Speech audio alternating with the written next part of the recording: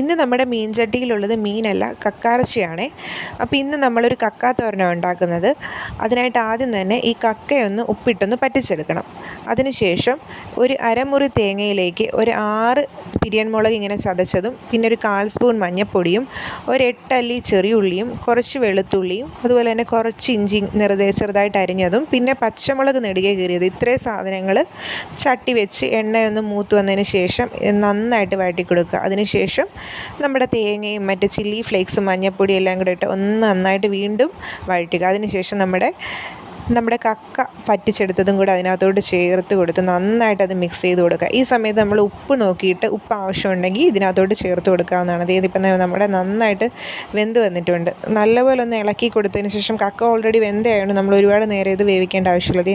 നല്ല സോഫ്റ്റായിട്ട് വെന്ത് വന്നിട്ടുണ്ട്. അപ്പോൾ എല്ലാവരും ട്രൈ ചെയ്ത് നോക്കുക, സബ്സ്ക്രൈബ് ചെയ്യുക.